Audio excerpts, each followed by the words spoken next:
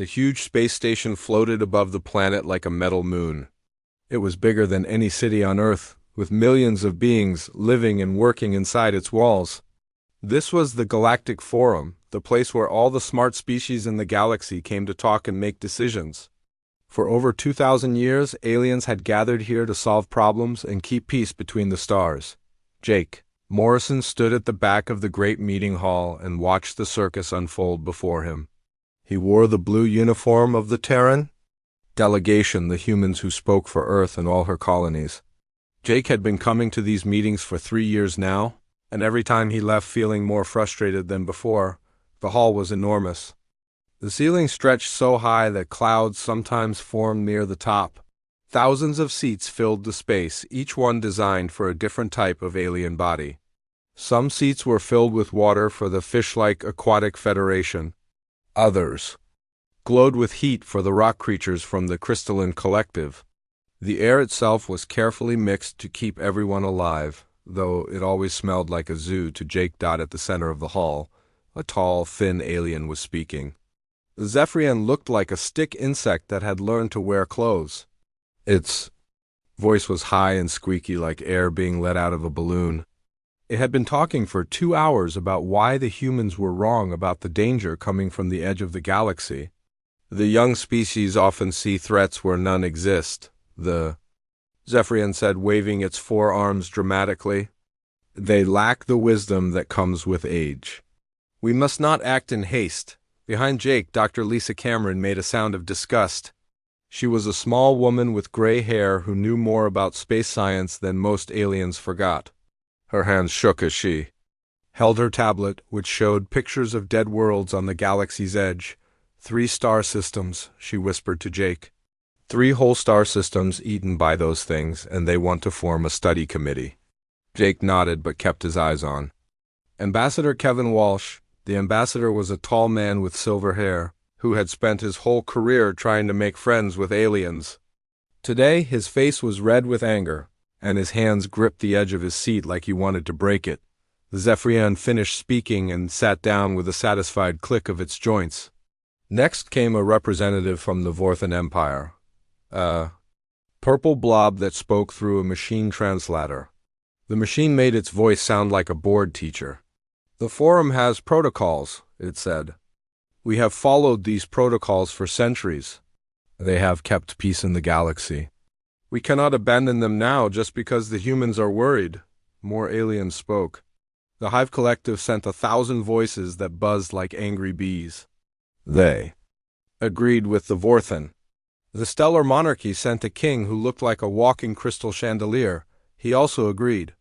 One by one, every alien species said the same thing. Wait, study, form committees. Follow the rules, all the while, the pictures on Dr. Cameron's tablet showed the same terrible truth. The void swarm was coming. The space bugs were big as houses and hungry as wolves. They ate everything in their path, stripping worlds bare and leaving nothing but empty rock behind. They had already destroyed 3 star systems, and they were heading for the Kepler colonies where 2 billion people lived. The humans had been trying to warn the forum for weeks. They had shown pictures, shared data, and begged for help. But the aliens only cared about their precious rules. Every proposal for action was met with calls for more studies, more committees, more waiting. Jake watched Ambassador Walsh stand up slowly. The older man's face was calm now, but Jake could see the storm brewing in his eyes. Walsh had been a diplomat for 30 years. He had spent his career building bridges between humans and aliens. But today, something had changed. Honored delegates, Walsh said, his voice carrying clearly across the vast hall. The translator machines picked up his words and turned them into 100 different alien languages. We have presented clear evidence of an immediate threat to 17 inhabited systems. The void swarm is not a theory or a possibility. It is a fact. It is moving toward populated worlds right now. The hall buzzed with the sound of alien conversations. Some species talked with words, others with colors or smells or vibrations, but they all seemed to be saying the same thing. The humans were being dramatic again. Walsh continued, his voice getting stronger. Every day we delay, the threat grows larger. Every meeting we hold, more innocent lives are put at risk. The Kepler colonies have 2 billion people. They are counting on us to act. A crystal being from the crystalline collective made a sound like wind chimes in a storm. When it spoke, its voice was like music, but cold music with no heart in it. Young. Species often mistake natural phenomena for existential threats, it said. The Forum has protocols for investigating such claims. We cannot abandon thousands of years of tradition because one species is frightened. The word frightened hit Jake like a slap. He saw Dr. Cameron's face turn red. He saw the other human. Delegates clench their fists. But most of all, he saw something die in Ambassador Walsh's eyes. The hope that had kept the man going for 30 years just disappeared. Your protocols, Walsh said, and his voice was different now. Harder, colder. Are a death sentence for those who need action, not endless debate. The hall exploded into chaos. Aliens made sounds of shock and anger in 100 different ways. The crystal beings chimed like breaking glass. The water creatures gurgled and splashed. The insect species buzzed so loud it hurt human ears. No one had ever interrupted a crystalline collective representative before. No one had ever called the Forum protocols a death sentence. No one had ever shown such disrespect for the ancient traditions that held the galaxy together. But Jake Morrison smiled for the first time in months. Finally, someone had said what needed to be said. The truth was out, and there was no taking it back. The galaxy was about to learn that humans were done playing by rules that got people killed. The next morning came too soon for Jake Morrison. He had not slept well in his small quarters on the Forum station. Every time he closed his eyes, he saw the angry faces of 1,000 alien species. The sound of their outrage still rang in his ears like a bad song that would not stop playing. The emergency session was called for dawn station time. Jake walked through the corridors with Dr. Cameron and the rest of the human team. The hallways were busier than usual. Aliens hurried past them without making eye contact. Some whispered in their strange languages as the humans went by. They are scared, Dr. Cameron said quietly. She carried her tablet close to her chest like a shield. Good. Maybe fear will make them listen. Ambassador Walsh had not spoken since the day before. He walked ahead of them, his back straight and his face empty of emotion. Jake had worked with the ambassador for 3 years, but he had never seen the man look so cold and distant. The great meeting hall was packed. Every seat was filled and more aliens stood in the aisles. The air was thick with tension and the smell of too many different species in one place. Jake could feel 1,000 eyes watching the human delegation as they took their seats. A new alien stood at the center podium. Jake had never seen this species before. It looked like smoke giving shape, with parts of its body fading in and out of view. When it spoke, its voice seemed to come from everywhere at once. I am Speaker Prime of the Ethereal Dominion, it said. We have called this emergency session to address the human violation of sacred protocols. What happened yesterday threatens the very foundation of our civilization. The Ethereal Dominion was old, older than any other species in the galaxy. They had been around when the Forum was first built. Their word carried more weight than anyone else's. When they spoke, the galaxy listened. For 2,000 years, the speaker continued, the Forum has operated on principles of respect and order. No species interrupts another. No species questions the wisdom of the collective races. No species puts their own fears above the greater good of galactic peace. Jake felt his anger rising. The greater good. That was always what they said when they wanted to do nothing. The greater good meant committees and studies and endless talk while people died. More aliens began to speak. The Hive Collective sent their buzzing chorus of 1,000 voices. They sang about tradition and respect and the terrible danger of letting young species act without wisdom. The Stellar Monarchy's king made a speech about the natural order of things, how older species should guide younger ones. Each speaker said the same thing in different words. The humans had been wrong to speak out. They had been wrong to question the protocols. They needed to be punished. Captain Ryan Peters sat next to Ambassador Walsh. He was a military man, newly arrived from Earth's Defense Forces. His uniform was different from the diplomatic blues the others wore. It was black and silver, designed for war rather than talk. His weathered face showed no emotion as alien after alien demanded human punishment. Dr. Cameron leaned forward and whispered urgently to Walsh. The latest data just came in. They have consumed another system. The Helix Nebula colonies are gone. 15 million people, just ... Don. Ambassador Walsh closed his eyes for a moment. When he opened them again, Jake saw something new there. Not anger, not hope. Something harder and more dangerous. The Aquatic Federation's representative gurgled from its water-filled tank. Through the translator, its words came out wet and bubbling. We propose suspension of human voting rights for one full cycle. They must learn that emotion has no place in proper governance. The machine consciousness calculated its response with clicking sounds and flashing lights. Probability analysis indicates human behavior threatens forum stability by 34.7%. Recommend immediate corrective measures. One by one, they voted. Species that had barely spoken to each other for centuries suddenly agreed on one thing. The humans needed to be controlled. They were too young, too emotional, too dangerous to be trusted with important decisions. Ambassador Walsh stood slowly. The hall grew quiet, waiting to hear his apology. They expected him to bow his head and accept their punishment like a scolded child. They expected him to promise that humanity would be better behaved in the future. Instead, Walsh looked around the hall with calm, steady eyes. When he spoke, his voice was clear and strong. Honored delegates, he began, humanity has served in this forum for 57 years. We joined as eager students, ready to learn from species that had traveled the stars for thousands of years before us. The aliens shifted in their seats. This did not sound like an apology. We shared our technology freely, Walsh continued. Our quantum computers improved your communication networks. Our medical advances saved millions of lives across hundreds of worlds. Our engineering helped build the very station we stand on. Today, Dr. Cameron smiled grimly. She knew where this was going.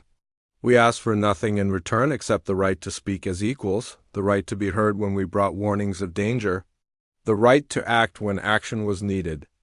The ethereal Dominion speaker began to shimmer with displeasure. You forget your place, young species. Wisdom comes with age, does it? Walsh asked. Where was your wisdom when the Void Swarm consumed the Outer Rim? Where was your age and experience when they stripped 3 star systems bare? You knew they were coming. We showed you the data. But you chose committees over action, studies over survival. The hall erupted in angry sounds, but Walsh was not finished. Therefore, he said, his voice cutting through the noise like a sword. Effective immediately, humanity withdraws from the Galactic Forum. The chaos stopped instantly. The silence that followed was so complete that Jake could hear his own heartbeat. We will no longer participate in debates that value procedure over life, Walsh continued. We will no longer sit in meetings that choose tradition over truth. We will no longer waste time with a forum that cannot act when action is needed. The Speaker Prime flickered like a bad hologram. You cannot simply leave. The forum is eternal. It is the foundation of galactic civilization. Ambassador Walsh smiled, but it was not a friendly smile.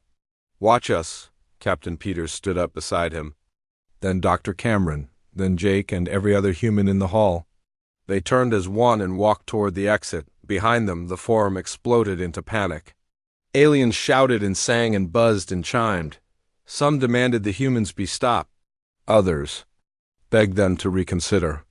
A few, very quietly, wondered if the humans might be right, but the humans did not look back. They had made their choice. The galaxy would have to learn to live with the consequences. The human quarter of the forum station looked like a ghost town within 3 days. Jake Morrison walked through the empty hallways where his people had lived and worked for decades. The walls still hummed with power, but the rooms were dark and silent. Every piece of human technology, every computer, every piece of equipment had been packed and loaded onto ships, Admiral Kate Harrison commanded the evacuation from her flagship, the New Horizon. The bridge was busy with officers running back and forth, checking lists and giving orders. Through the main view screen, she could see dozens of human ships floating in space around the station. Cargo vessels, research ships, military cruisers, and civilian transports all waited for the final order to leave. "Status report," Admiral Harrison said to her navigation officer. Danny Clark looked up from his console. "All human personnel have been evacuated from Forum Space, ma'am. The last transport left the mining colonies an hour ago. We are ready to jump on your command." Admiral Harrison nodded. She was a tall woman with short gray hair and the kind of face that had seen too many battles. She had spent her whole career protecting human interests in a galaxy that barely tolerated their presence. Now finally, they were free to do things their own way. Amy Foster, the communications officer, turned from her station. "Admiral, we are getting confused signals from Forum species. They keep asking what we are doing and where we are going." "Tell them nothing," Harrison replied. "Let them figure it out themselves." Across the galaxy, human settlements were following the same orders. The research station orbiting Proxima Centauri had already packed up their breakthrough terraforming equipment. The scientists there had spent 10 years developing new ways to make dead planets suitable for life. They had shared their discoveries with dozens of alien species. Now those secrets were going home with them. The mining operations in the asteroid belt were loading their revolutionary extraction machines onto cargo ships. Human engineers had created tools that could strip valuable metals from rocks faster and cleaner than anything the galaxy had ever seen. The aliens had been happy to buy human-processed materials for decades. They would have to find new suppliers. Now, Dr. Lisa Cameron coordinated the scientific evacuation from her research vessel, the Pathfinder. She stood in the main laboratory, watching her team pack away years of work. Computers that could think faster than alien minds. Medical scanners that could detect diseases no other species even knew existed. Weapons that could crack planets. If used the wrong way, are we really taking everything? Asked Dr. Peter Young, one of her assistants. He was a thin man who looked nervous about the whole situation. "Every single thing," Dr. Cameron replied firmly. "Every breakthrough, every invention, every piece of technology we ever shared with them. They wanted to treat us like children. Children do not get to keep the adults' toys." On the military research facility orbiting Titan, Colonel Susan Brooks was overseeing the removal of humanity's most advanced weapons. These were the tools that had been quietly developed while the humans smiled and played nice with the aliens. Plasma cannons that could melt starship hulls in seconds. Shield generators that could stop almost any attack. Missile systems that could track targets across entire star systems. The aliens had no idea these weapons existed. They thought humans were still using the simple laser guns and metal bullets they had arrived with 50 years ago. They were about to learn how wrong they were. Ben Wright, an intelligence officer on Admiral Harrison's ship, monitored alien communications from his station. "Ma'am, the Forum species are starting to panic. Their trade networks are falling apart. Without our cargo ships, their research projects are stopping because they do not have our computers." Admiral Harrison was not surprised. Humans had been quietly integrating their technology into galactic civilization for decades. They had improved alien systems, fixed alien problems, and made alien lives easier. The aliens had gotten so used to human help that they had forgotten how to do things themselves. "What about their defense systems?" the Admiral asked. "Those are failing too," Wright replied with a grin. "Turns out we built most of the software that runs their security networks. Without our technicians to maintain it, the whole system is starting to crash." The Forum's own meeting chamber was experiencing problems. The life support systems that kept hundreds of different species alive had been designed by human engineers. The atmospheric processors that cleaned the air were built with human technology. Even the lights that illuminated the Great Hall ran on human power generators. As the human ships prepared to leave, the aliens finally began to understand what they had lost. The Zephyrian ambassador, who had dismissed human warnings about the Void Swarm sent desperate messages begging the humans to reconsider. The Crystalline Collective tried to contact Dr. Cameron directly, offering her anything she wanted to stay, but the humans were not listening anymore. Captain Mike Davis commanded one of the last ships to leave Forum space. His destroyer, the Freedom, carried a small crew and a very large secret. Hidden in the ship's cargo bay were the complete plans for every human technology that had ever been shared with the aliens. Defense systems, medical equipment, communication networks, even the artificial gravity that kept everyone's feet on the floor. "Captain," his communications officer said, "we are receiving a transmission from the Forum. They want to negotiate." Captain Davis looked at the message on his screen. It was from the ethereal Dominion itself, the ancient species that had called humans too young and emotional to be trusted. Now they were begging for a meeting. "Tell them," Davis said slowly, "that negotiations are closed. They had 57 years to treat us as equals. They chose to treat us as children instead. Now they get to live with that choice." The human fleet jumped to hyperspace in perfect coordination. 57 years of careful planning had led to this moment. Every ship knew exactly where to go. Every crew had their orders. Every piece of human technology was accounted for. Behind them, they left a galaxy that was suddenly much darker, much quieter, and much more dangerous than it had been the day before. The aliens were about to discover just how much they had depended on the young species they had been so eager to control. The age of human cooperation was over. The age of human independence had begun. 18 days after the humans disappeared, the Void Swarm reached the Kepler system. The 3 beautiful worlds that orbited the yellow star had been home to the Nexari people for over 1,000 years. 2 billion souls lived on those planets, creating art and music and poetry that was famous across the galaxy. They were a peaceful people who had never hurt anyone. The Nexari sent desperate messages to the Galactic Forum as the dark cloud of hungry creatures approached their worlds. The messages were full of fear and pleading. Children were crying, parents were trying to find ways to escape, but there were too many people and not enough ships. The Forum met in emergency session, but their response was the same as always. The Ethereal Dominion insisted they needed to study the threat first. The Crystalline Collective wanted to send survey teams to determine if the worlds were worth saving. The Stellar Monarchy questioned whether military action would violate their peaceful charter. While they talked, the Void Swarm consumed the outer colonies of the Kepler system. The space bugs were huge, each one the size of a building. They moved in clouds of millions, eating everything in their path. Entire moons disappeared in hours, stripped down to bare rock and left floating dead in space. The Forum kept debating. They formed committees to study the problem. They sent investigators to examine the evidence. They scheduled more meetings to discuss possible solutions, but they did not send ships. They did not send weapons. They did not send help. Then something impossible happened. Admiral Kate Harrison's fleet appeared in the Kepler system without warning. 50 human ships dropped out of hyperspace in perfect formation, their hulls gleaming with fresh paint and new weapons. The massive battlecruiser Liberty's Edge led the formation, its size making even the largest alien warships look small. The Nexari could not believe what they were seeing. The humans had come back.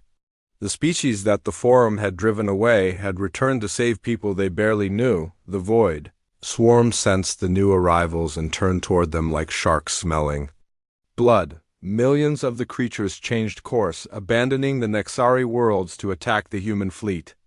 They thought the humans would be easy prey. Just like all the other species they had devoured, they were very wrong. Captain Sandra Mitchell commanded the destroyer Defiant from the front line of the human formation. She was a small woman with red hair and the kind of smile that made enemies nervous. Her ship was half the size of the battlecruiser, but it carried weapons that could crack asteroids in half. "All ships, this is Admiral Harrison," came the voice over the communications system. "The Forum had their chance to save these people. They chose committees over action. Today, we show the galaxy what humans choose." The tactical display on Captain Mitchell's bridge showed the approaching swarm. Millions of creatures moving like a living storm cloud, each one hungry for destruction. Her weapons officer, Lieutenant Tom Baker, looked nervous as he watched the numbers.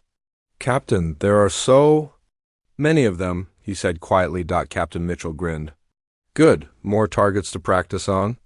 The human weapons opened fire, and the galaxy learned what humans had been building while the forum debated. Plasma cannons fired streams of controlled starfire that burned through the void creatures like paper. Kinetic weapons accelerated metal. Slugs to near light speed, each one hitting with the force of a small bomb. Energy shields wrapped around the human ships, absorbing and redirecting the creatures' attacks, but the most terrifying weapons were the ones the galaxy had never seen before. Gravity bombs that crushed thousands of creatures at once. Quantum torpedoes that erased their targets from existence. Fusion lances that could cut through entire swarms with beams of pure energy. The battle lasted 6 hours. When it was over, the void swarm was nothing but floating debris and scattered atoms. The threat that had destroyed multiple star systems was completely gone. The creatures that had eaten worlds were now space dust. The Nexari worlds were saved, but the galaxy had learned something that made them more afraid than any swarm of space bugs ever could. The young species they had dismissed as emotional and impulsive had weapons that could destroy anything. The humans they had tried to control were more powerful than any force in known space. Communication signals flooded the human fleet from across the galaxy. Every species wanted to talk. Every government wanted to negotiate. Every leader wanted to know how humans had become so strong. Admiral Harrison sat in her command chair and listened to the desperate pleas. The Zephyrian ambassador who had called humans too young was now begging for protection. The Vorthan Empire that had insisted on following protocols was offering to pay for human military services. Even the proud ethereal Dominion was sending messages asking for meetings. Dr. Cameron, now aboard the Liberty's Edge as the fleet's chief science officer, brought her analysis to the admiral. "They are all scared," she reported. "Every major species is trying to contact us. They want to know where we got these weapons, how we built them, why we never told them about them." Admiral Harrison nodded. "And what did you tell them?" "Nothing," Dr. Cameron replied with satisfaction. "Let them wonder. Let them worry. For 57 years they treated us like children who needed guidance. Now they know the children grew up and learned to fight." The news of humanity's victory spread across the galaxy faster than any forum communication network had ever carried information. Species that had never cared about humans suddenly found themselves desperate to make contact. Governments that had barely acknowledged human existence were now offering trade deals and military alliances, but the humans were no longer interested in what the galaxy had to offer. They had tried cooperation and been met with condescension. They had offered partnership and been given bureaucracy. They had warned of danger and been told to be quiet. Now the galaxy was learning the consequences of treating humans as junior partners instead of equals. The species that had once ruled the stars with ancient wisdom and careful protocols were discovering that wisdom meant nothing without the will to act, and protocols were useless when facing extinction. The age of alien dominance was ending. The age of human power had begun, and the galaxy would never be the same. The news of humanity's victory traveled faster than light across the galaxy. On 1,000 worlds in 1,000,000 homes, beings who had never heard of humans before were suddenly very interested in learning about them.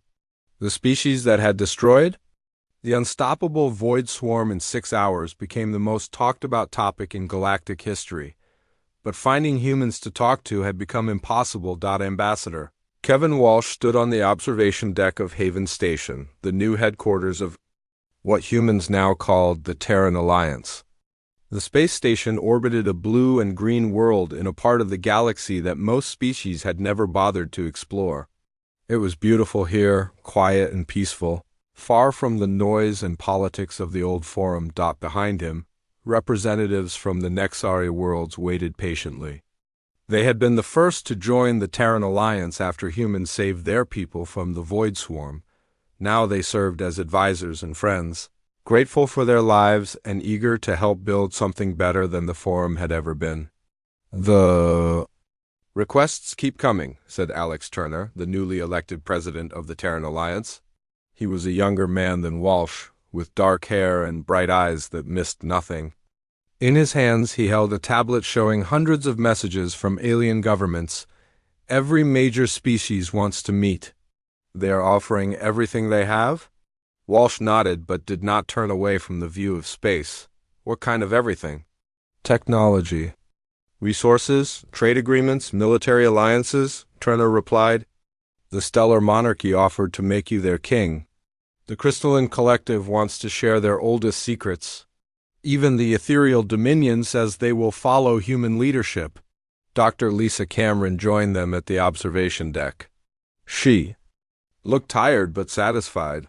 For months, she had been working with human engineers to build the new fleet that protected Alliance space. Ships that were faster, stronger, and smarter than anything the galaxy had ever seen. The forum is collapsing, she reported. Their communication networks are failing without our quantum computers. Their defense systems are breaking down without our maintenance. Half their member species cannot even reach the station anymore. President Turner smiled grimly. Good. Maybe now they will understand what cooperation actually means. The Galactic Forum was indeed falling apart. The ancient station that had been the center of galactic civilization for 2,000 years was now a shadow of its former self. Lights flickered in the great meeting hall. The air smelled stale and wrong. Many species had stopped sending representatives. Altogether, the Zephyrian ambassador, who had dismissed human warnings about the Void Swarm, now spent his days sending desperate messages to Haven Station. He offered apologies, explanations, promises that things would be different if the humans would just come back. The humans were not interested in apologies. Captain Ryan Peters, now serving as the Alliance's military commander, received delegations from dozens of species every week. They came to Haven not as equals but as supplicants begging for help and protection. The proud empires that had once ruled the galaxy were now reduced to asking for scraps from the table of human power. Today's visitors were from the Hive Collective, the same species that had buzzed their approval when the Forum tried to punish humanity. Their representative was a small creature that spoke for millions of minds back home. It looked nervous as it approached Captain Peters in the Alliance's meeting room. "We wish to apologize," the creature said in its buzzing voice. "The collective was wrong to support your punishment. We were wrong to doubt human wisdom. We ask for forgiveness and alliance." Captain Peters looked at the creature with cold eyes. "You had 57 years to treat us with respect.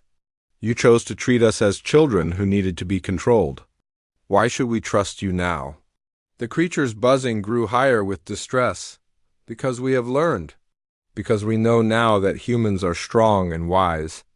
Because we need your protection against threats we cannot face alone." "What threats?" Peters asked. "The Void Swarm was not the only danger in the galaxy," the creature replied. "There are others. The Dark Fleet from beyond the rim.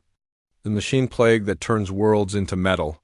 The time devourers that eat history itself. The Forum could never act fast enough to stop them, but you can." This was the truth that was spreading across the galaxy. The humans had not just defeated one threat, they had shown that they could defeat any threat. While other species formed committees and held debates, humans built weapons and took action. While others worried about protocols and traditions, humans solved problems. Amy Foster, now serving as the Alliance's communications director, brought daily reports to President Turner about the galaxy's condition. The Aquatic Federation's home system is under attack by space pirates. The machine consciousness is requesting help with a rebel AI problem. The Stellar Monarchy wants us to mediate a civil war. Every day brought new crises that the Forum could not handle. Every week brought new species asking to join the Terran Alliance. The humans found themselves in the position they had never sought but definitely earned.